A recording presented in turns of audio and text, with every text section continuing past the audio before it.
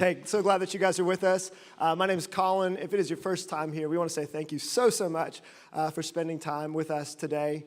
Today is a special day for a couple of reasons. One, we are wrapping up a series, White Space, today, and we're kickstarting something that we're going to do over the next week or so in the life of our church that is brand new and that we have never done before. And I am so excited about the fact that you're here and that you get to participate really in what I think is a significant opportunity in front of us. And so we are wrapping up a series titled White Space. And White Space has been really a conversation over the last couple of weeks, really all around the fact that for many of us, especially during the holidays, we can find ourselves filled to the margins. I was talking to somebody today in the hallway and I asked them the question, how are you doing? And they looked at me and they said, I'm surviving. And I said, that's probably how some of us feel. Anybody feel like you're just surviving, right? I mean, it is that season of the year. And so how do we live with this kind of new way, not just surviving, but really thriving in the middle of our day? And I believe that God invites us into a different way of living, into a different way of thinking, a life that is filled with white space. And so we've talked about this, that white space is the margin we make between our life and our limits. It's the margin we make between our life and our limits. And we've been talking about different places where we need to make white space, whether or not that be with our time or with our relationships. And today I'm going to jump into talking about a place that I think for many of us is a place of frustration, is a place of chaos, is a place where we feel overwhelmed. And really, it's the first time we've ever had this conversation as a church. And part of the reason why is because a year ago, I really felt this burden on my heart that we needed to have this conversation as a church, but we were also jumping in to something called the Fornona Initiative, which was this 3-year initiative in our church to raise funds to be able to make a difference in our city through church planting and through a permanent facility. And y'all have been so generous in that regard. And so while my heart felt called to talk about this a year ago, I didn't want to talk about what we're going to talk about today, which is white space when it comes to our finances and our financial margin, because I never want our church to be a place where when we talk about money, it feels like what we're doing is asking things from you, because that's not the goal. In fact, when we talk about money, I want this to be seared into your soul and into your heart, because this is our commitment. We don't want anything from you. We want something for you. That when we talk about financial white space, when we think about our resources and money, it's not so much about what our church needs. It's what we believe we want for you and what God wants for you as well. And that's why today I feel like is a great day for us to be able to talk about this, because not only are we a year removed from the Fornona Initiative, but we're also in a season and in a place where our church, by your generosity through the month of September, is actually ahead of budget. Has anybody ever thought about that reality? Like, I don't know, like most churches around this time of year, right? They're like, gently sliding something into the bulletin to let you know we're in trouble, like that kind of deal. That's not where we are. Because of your generosity, we are actually ahead of budget through the first 9 months of the year. Can we put our hands together and thank God for that? That is incredible news. And so when I talk about money today, I know that some of us might have this kind of sense where we're going to either externally fold our arms or internally fold our arms because we don't want to engage in the conversation. I want you to know that the reason why we're talking about this is not because we need anything from you. It is because of what we want for you. And here are some things that I want for you. I want you to have freedom. I want you to feel the beauty and the blessing of financial freedom, because it is a game changer. I want you to feel flexibility, the ability to go do that thing that you want to do, the freedom and flexibility to go and spend your resources in different ways and not feel the burden that so many of us in this room feel right now when it comes to our financial reality. I want you to experience more peace, because I know that one of the greatest places of stress internally and in our family has to do with our financial reality. And to be honest with you, I just want you to have fewer fights. You know, most marriages, and especially if you're married, pay attention to this, most marriages, the common place for fighting and the highest level of arguments happen around money. It happens around resources. It happens around his hobby or her shopping reality or the way that money was spent there or what decisions were made back in 94 that we're still paying for, all those types of things. And what I want to do and what I pray would be true about our church is that we would experience the kind of freedom and flexibility and peace and just the great joy in our homes of knowing that finances are not a topic of discussion that have to create so much stress and so much worry in our homes. And I know this to be true. It's something that you and I, if we were to stop and pause and think about it, we would all agree with, which is this, is that our quality of life is not primarily connected to our standard of living. And here's what I mean by that, is that some of us are making more money now than we've ever made before. Yet we're still stressed out about money like we were when we weren't making anything. That for many of us, the idea that we're living where we live or we're doing what we're doing or we have the financial capacity that we have now, we would have thought years ago that we would have been in a great place. Like I was talking to my daughter yesterday about this. It was a really funny conversation. My girls went garage sailing yesterday, and we gave each of them $10, and Emma had an additional $2. And so she looked at the numbers and all that kind of stuff. She spent $4, and she had $8 left, and we were at the dinner table. And I was like, man, Emma, you've got $8. And she's like, yeah, I got a lot of money. And I was like, girl, you're only going to feel that way now, right? Like there's a day when that's not going to be the way that you feel. And the younger version of you, if the younger version of you knew how much you were making right now, the younger version of you might be like, wow, that is going to be a great quality of life, but that isn't always the way it feels, is it? But here's the reason why. Our quality of life is not primarily connected to our standard of living. It's connected to our white space. It's connected to the space in between our income and our expenses. It's the margin we have that actually leads to a higher quality of life when it comes to our finances. And so here's the reality. I want to just show you a graph. On the graph, you'll notice that there's a piggy bank. Okay, that's a piggy bank, not bacon. That's a piggy bank right there. And then over on the other side, you have a calendar. And here's the goal and the hope over life, right? Is that our income will increase, right? And I'm being a little bit generous here. How many of us would love to see our income track at that rate, right? That'd be really great, right? Our income increases. And as our income increases, so does our lifestyle. Our lifestyle increases as well.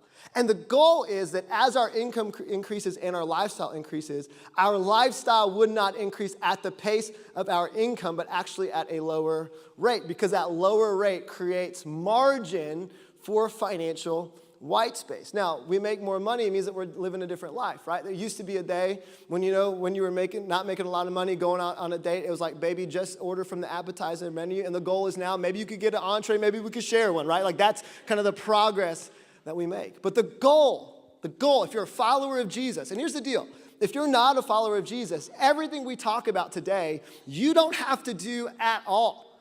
But it is a great opportunity for you to get an insight into the heart of God and what the heart of a follower of Jesus should be.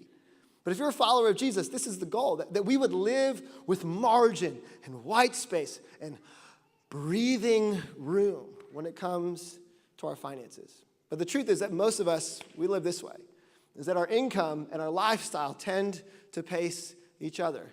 We make a little bit more money, and so we move into a better neighborhood, and we get a nicer car, and we get some nicer things because the environment that we're in drives us to begin to consume more. There's tons of studies that show this, that the kind of neighborhood you're in has a profound impact on your consumption rates and what it is that you consume. For many of us, though, that's not even our reality. I was being nice. For many of us, that's our reality, is that our lifestyle is greater than our income. In fact, I know this to be the case because of studies out there that show that $16,883 is the average amount of consumer credit card debt that the average American household has in America. Meaning that for many of us in the room, right? We're not going to, no show of hands, no shame here, right? Nothing like that. The reality is for a lot of us, whether or not it was a financial reality that happened that we weren't expecting, a physical health thing that happened in the family, a job thing that we thought was going to work out that didn't work out, for many of us in the room, the reality is that we are living off of more than what it is that we bring home. And the stress of that is incredible. The burden of that is massive because that number's clicking at 20%, 24%, and that's why Chase and Bank of America and all those places have really, really, really, really big buildings, and you live in an itty-bitty house, right? Like, that's the reason why. Why? Because for many of us, whatever the reasons are, we find ourselves in a financial position we never expected to be in, but here we are. And it's tough. And it's tough because we're in Lake Nona, and we don't feel that rich. In fact, when I use the word rich, you probably think about other people. And Paul has some really great words that he writes to his protege in the faith, Timothy. Timothy's leading the churches in a city called Ephesus, and it would be like a neighborhood like Lake Nona. A lot of merchants, a lot of educated people, a lot of people with mobility and access and jobs. It wasn't the wealthiest of cities, but it was a pretty wealthy place. And Paul has specific words for Timothy about what he is supposed to do in leading the churches in that area, and we believe that those words are for us today. He says this, teach those who are rich in this world. And the moment that I say that phrase, some of you are like, oh, this message is not for me, thank you, Jesus, right? Because I am not rich. I'm not the people that he's talking about. I'm not the people that are driving the super nice cars in the super nice neighborhoods. That is not me. For Paul and for Timothy, rich in this world meant a certain particular group of people. Yeah, of course. But I want to let us lean in a little bit to this. Because while many of us may not feel rich, that may not be what the data says is true. In fact, did you know that you are the richest 1%? Anybody ever heard about, we protest the 1%? You are getting protested, all right? You are getting protested if you are the richest 1% in the world if you make $32,400 a year. That the richest 1% in the world, that is their income. And while we may not feel rich for many of us, we actually, we are. I mean, we're so rich, right, that for some of us, we walked into a room that hosts all of our clothing this morning. And we looked down on the floor, and there were options for what we would cover our feet with, and we were trying to decide, is it boot season yet or not? Maybe it's too hot, right? Like, that's the place that we were in. If you have multiple options about what you can wear, you are rich in this world. In fact, and this is not everywhere, but for many of us in the room, we don't just have a house for ourselves. We have a house for our car. It's called a garage. But here's the problem, is that our car gets kicked out of the house all of the time because we have so much stuff, we have to put it in our garage so our car can't fit in it, right? It's like that's why, people, I love how on the Narcoossee News Network, everyone complains about all of these storage buildings being built. It's like, oh, it's another storage building being built. Well, here's the thing. People don't build things unless people use them, right? So we live in a world of consume more, cannot fit in my house, cannot fit in my garage, so I buy a pod and pay rent on that thing so I can put more stuff in it while my cars cannot fit in the house that I built for it, right? That's the way that it works. You're rich. You're rich. I'm rich. In fact, just say this out loud with me on the count of three. Ready? I'm rich. 1, 2, 3. I'm rich. Oh, gosh. Say with some swag. You're rich now, all right? Here we go. 1, 2, 3. I'm rich. You're rich. You are rich. You are rich. And so Paul tells Timothy, this is what you've got to teach the rich people. So remember, I'm not teaching you this today. Paul is telling Timothy to teach the rich people. So if you don't like what I'm saying today, it's fine. Just email timothy@nonachurch.com, all right? That's where you can send that email. This is what he says. Teach those who are rich in this world not to be proud and not to trust in their money, which is so unreliable. Their trust should be in God, who richly gives us all we need for our enjoyment. See, for many of us, our money issues are trust issues. That's what they are. Which begs this question. What do we trust really? What do we trust really? And I'll be honest with you. I am a person for parts of my life have trusted in what's in the bank account. There have been times when I've had bad days at work or bad seasons at work and thought, I might get fired. And so I have gone to look at my bank account to see if there's going to be enough there. There are times when I've looked at my stuff and allowed my stuff to be the validation for who I am, as opposed to allowing God to be the one to validate me. And Jesus says it so masterfully in Matthew 6. That's what he says. He says that no one can serve two masters. Either you will hate the one and love the other, or you will be devoted to the one and despise the other. You can't serve both God and money. And I love this phrase, master, because of this. This is what I think Jesus is getting at, and this is what Paul is telling Timothy he's got to teach the rich people in his church. It's this, is that money will master our mind if we don't manage it with margin. That for some of us in the room, we are thinking way too much about money. Money is driving our emotions. It's driving our emotional energy. It's on our mind way too often. And because it's on our mind that much, we find ourselves without any white space from it. We find ourselves overwhelmed by the financial realities because our mind is being mastered by money. We'll have one master, either Jesus, our mind will be set on him, or money and stuff. It'll be one of those two things. He goes on and he says this, tell them to use their money to do good. They should be rich. They should be rich. Here's what he's saying. Use your money. Don't let it use you. That money is a tool. I like to call money my love tool. That's what it is, okay? It's an opportunity for me to use it to express love. I can take my kids out on a date. I can buy something nice for my wife. I can give it away. I can spend it on people or on friends. I can do different things with it. But at the end of the day, all it is a tool. And that tool is not meant to master me and master my emotions. It's meant to be given away and be a tool that I use. He goes on to say, tell them to use their money to do good. They should be rich. And here's his answer. In good works and generous to those in need, always being ready to share with others. By doing this, they will be storing up their treasure as a good foundation for the future so that they may experience, and I love this, true life. True life. You ever bought something thinking it was going to give you life and then it didn't give you life? Like, I can't tell you how many times I've bought something thinking, oh, this is going to be great. I cannot wait to get this home. And then 45 minutes later, it's like, why did I buy this thing? But I lost the receipt and I don't know if I can take it back. Anybody done that before? You ever bought something saying, oh, I'm just going to buy a couple of these. I'll take them back later. And then 6 months goes by, you go in your trunk and you realize, oh my gosh, it is still there. Anybody done that before? You ever had that moment where it's like, oh, life is tough, so I'm going to go get some retail therapy, right? That's a thing. There's actually a phrase called retail therapy. Mental note, it is probably less expensive to go to an actual therapist than go to retail therapy. But why? Why is this? Why is this? Because we're looking for life. We're looking for life. Here's what I want you to know.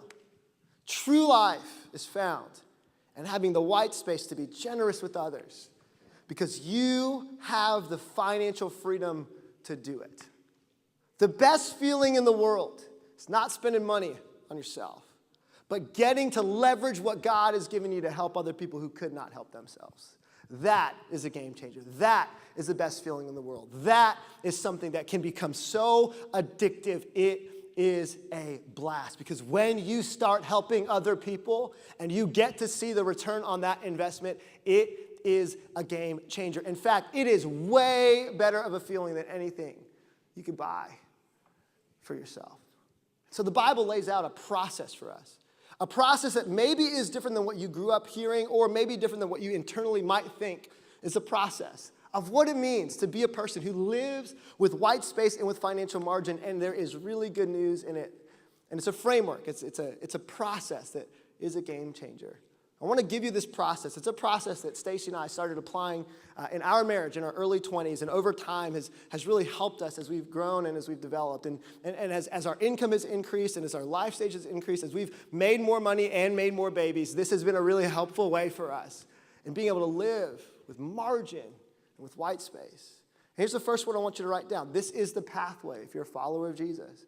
The first thing we do with our resources is we give. We give. And here's the reason why. I want to give you two reasons. One, we give because people need our help. Okay? That's the first reason. Here's the second one. Giving reminds us of God's grace. John 3:16, for God so loved the world that he what? He gave.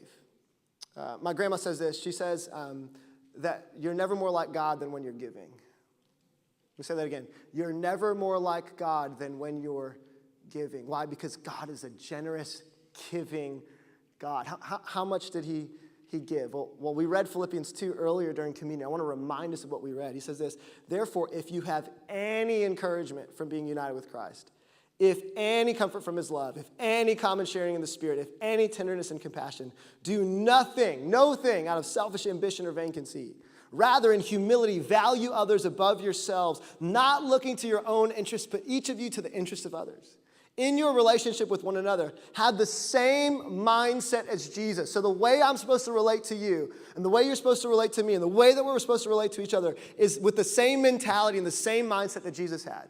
And what was that mindset? Verse 6 tells us, who being in the very nature God, did not consider equality with God something to be used for his own advantage. It means that God owns it all, and Jesus had access to everything he owned, and he did not use it for his own advantage. Like there was never a time in the first century where Jesus is rolling through first century Jerusalem, Palestine, pulls up and is tricked out Escalade. He's like, yo, go send the disciples in to get my table in the corner because Jesus is here. Like that's not how it worked. Like Jesus didn't ever show up somewhere and cut in line because it's Jesus. Like he didn't do that. He did not leverage who he was for gain for himself. He leveraged who he was for the sake of others. And that is what you are a part of if you're a follower of Jesus. We are the beneficiaries of the fact that God is a giving God. Because if God did not give, we would not have what we have, which is life eternal with him. He gave everything. He gave everything so that you and I could have a relationship with him. So we give. And we give because it reminds us of God's grace. And we give because it changes the game for people who need to know about God's grace. This has not always been my story. Like you, I struggle with this constant gravitational pull towards self. And when I look at my life, there are stories that God has given me that have changed the game for me. In fact, I would say some of the greatest moments in my life recognizing the goodness of God have been in moments when God has challenged us to be gracious. I remember hearing a sermon years ago by a communicator talking about the fact that as Christians, we should be irrationally generous. And I remember moving to Orlando, saving up money to buy my first MacBook so I could use it and do what I wanted to do with it. Early 20s, like 21 years old, just moved to Orlando, just finished college. Had some college money that had been given to me, had saved up some resources, and I bought my first MacBook, and I was over the moon about it. 6 months later, I'm in a conversation with a young man who's going to college, and he doesn't have a laptop, and he can't afford one. And I feel like God say to me, you need to give him your MacBook. And I was like, Lord, did you say give him a Dell? That's what I think I heard you say. And I did it. And I'm not telling you these stories because I think I'm awesome. Mental note, I struggle with selfishness all of the time, but these are game-changing stories. I gave it to him. And here's how the story ends. The Lord gave me, no, he didn't. He didn't give me another laptop. Like, that's not what happened. I went to the store and I bought another laptop because these stories don't always end with you give your MacBook away and God gives you another MacBook. Like, that's not how it works all the time. I just gave it to him.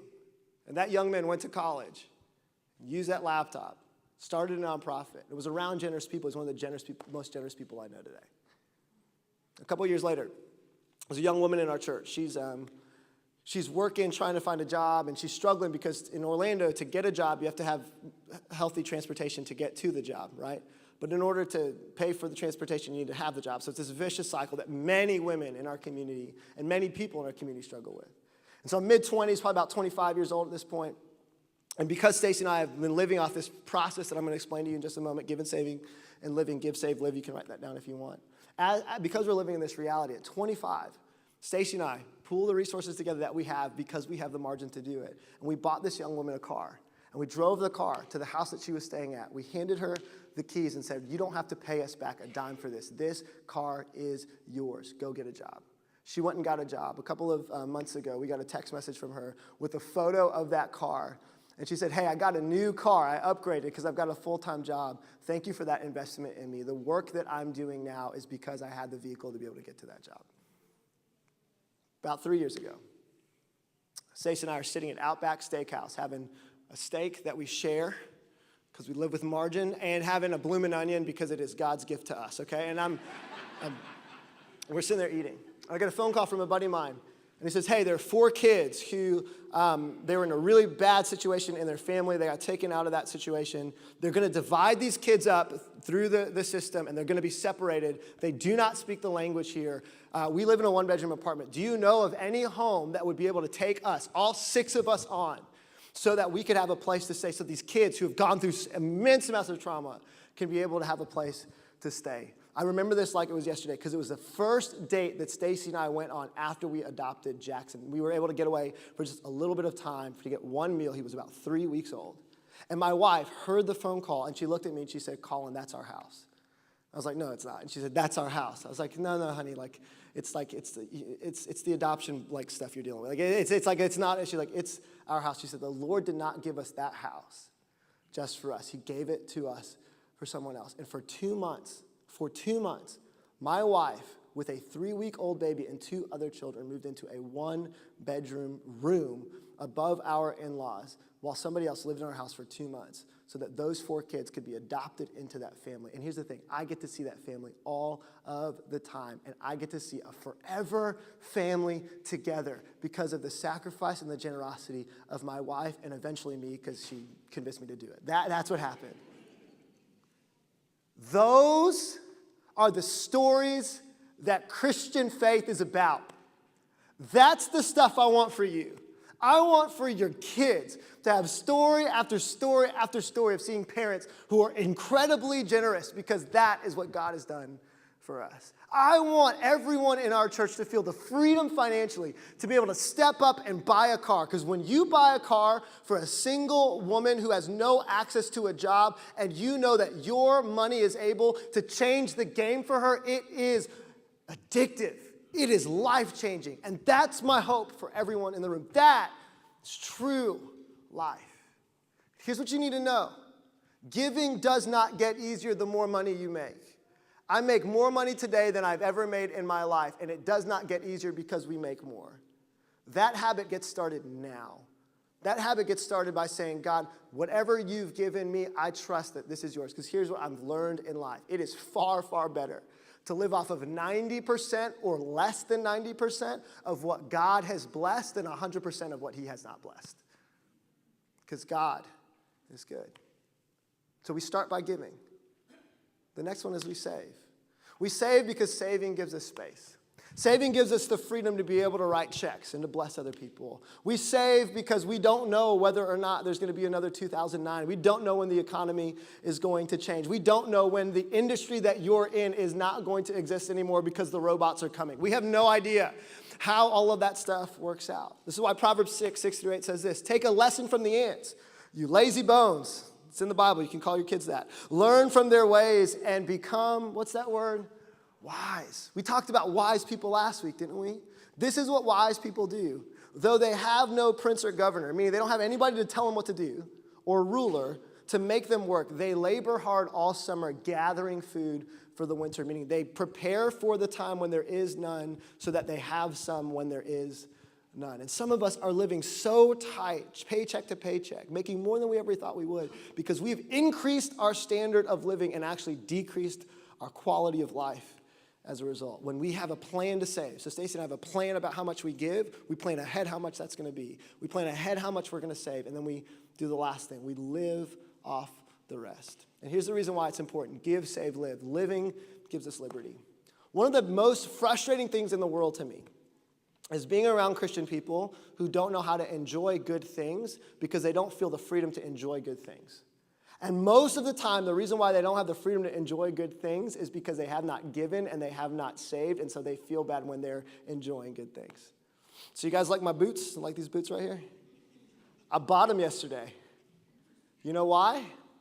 Because I have a plan on how I'm going to give, how I'm going to save, and how we're going to live, which allows us to enjoy the resources that God has given us and feel freedom to do it. It's why 1 Timothy 6:17 says, their trust should be in God. Look at this. Who richly gives us all we need for our what?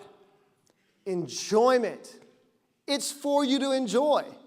It's okay to enjoy the stuff you've got. It's okay to take that trip. It's okay to go to that restaurant. Fellas, you really ought to take your wife out on a date like at some point, and it's okay to enjoy the meal. It's okay to enjoy, spending time and spending a little bit more money than you usually would. But the reason why it's great to enjoy it is when you know that the reason why you can enjoy it is because you're not stressing about where you're giving or how much you're saving because you've already done those things first. Give, save, live. This is the plan and the way of Jesus that creates financial margin in our life. So let me ask you this question. How much better would your life be if you had financial white space? I'd assume it'd be better. I'd assume there'd be less stress. I'd assume if there was a plan on how to give, a plan on how much to save, and a plan on how to live, you may just find yourself breathing a little bit easier, sleeping a little bit better.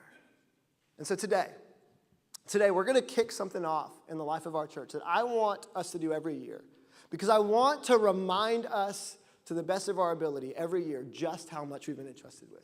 Just how good God has been to us. I want to remind us and teach us every single year how to be rich, like Paul teaches Timothy. And so today we're kicking off something that's going to last for a week called Be Rich, where what our church is going to do is we are going to raise funds, and 100% of those funds we're going to give right back away into the community. Dream with me for a minute. This is my dream, and this is my hope, and this is my goal. Is that 20 years from now, the cumulative effect of what we've done is we will have raised millions of dollars for local organizations in our city that are doing great work. And instead of us trying to start a bunch of ministries that we might be able to do well or kind of do well, let's find the people that are doing it incredibly well already and coming alongside them and saying, what do you need? How can we be a blessing to you? And what would change the game for you?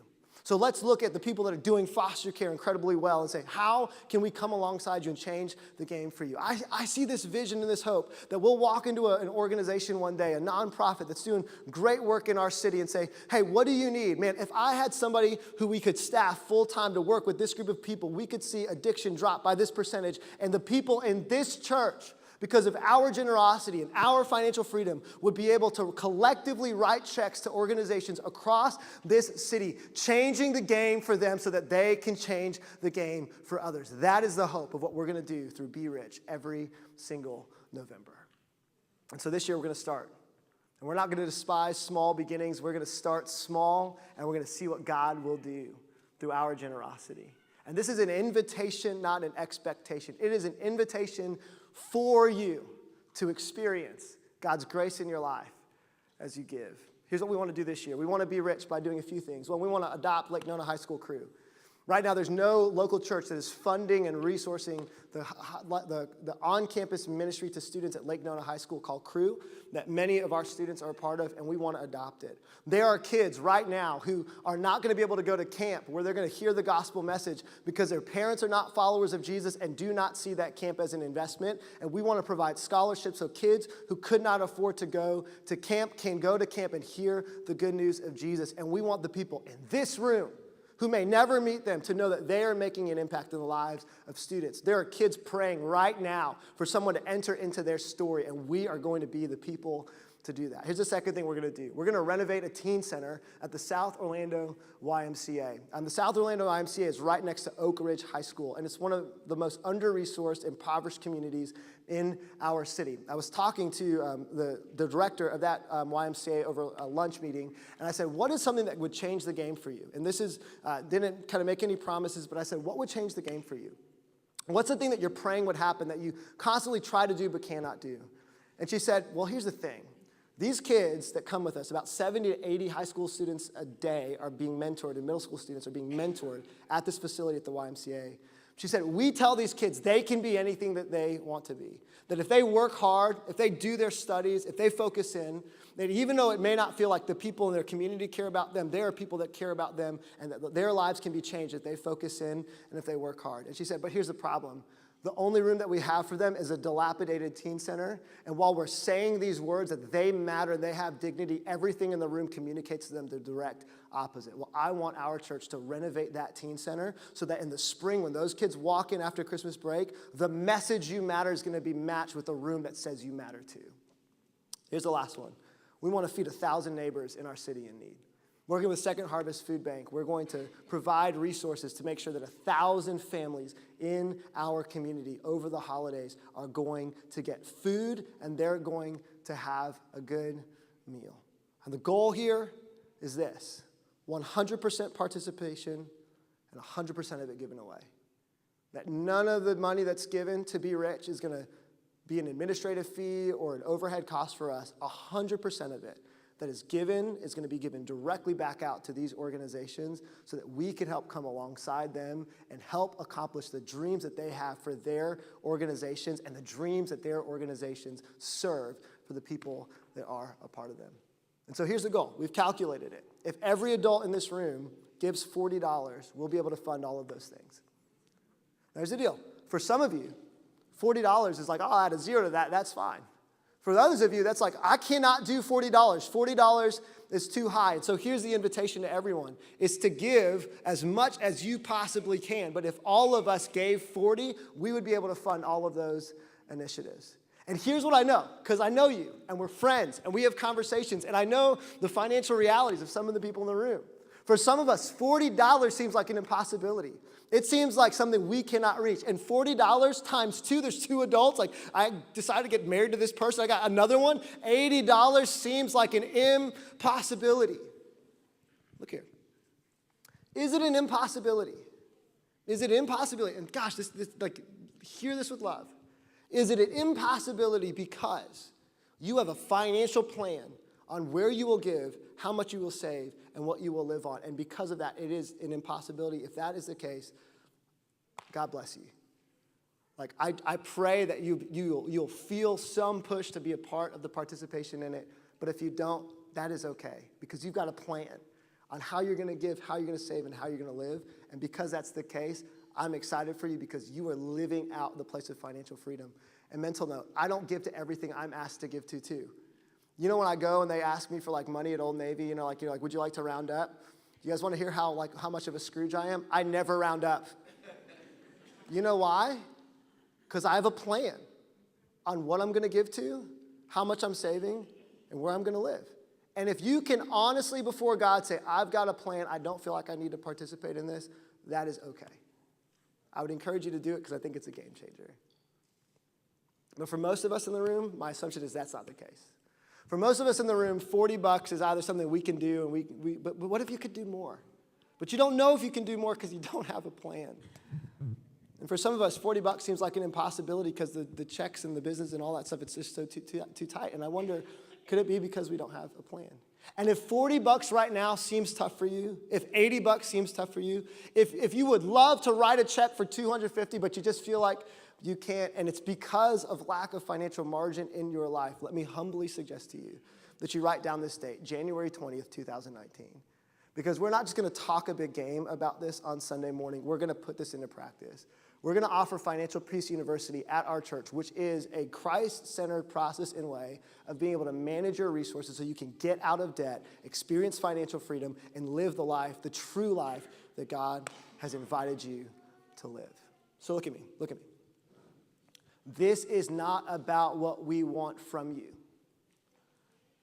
Because guess what? All of those organizations, if we don't end up sending those checks to them, that's not because our church didn't do it. That's because, or a brand didn't do it. It's because we collectively didn't do it. Do you see what I'm saying? Like, this is yours. This isn't just mine. Like, Stacey and I will write a check. It will be in there, and we will generously give beyond $40. But at the end of the day, this is ours. This is our opportunity to collectively do something bigger that we could not do individually on our own. Individually, it'd be hard for us to feed 1,000 people. Individually, it would be hard for us to make sure kids have scholarships to be able to go to camp. Individually, it'd be hard for us to renovate a teen center. But collectively, we could make a big difference in our city for some people that need someone to make a big difference in their life. So we give, we save, and then we live. And in that process, we experience true life. Let's pray.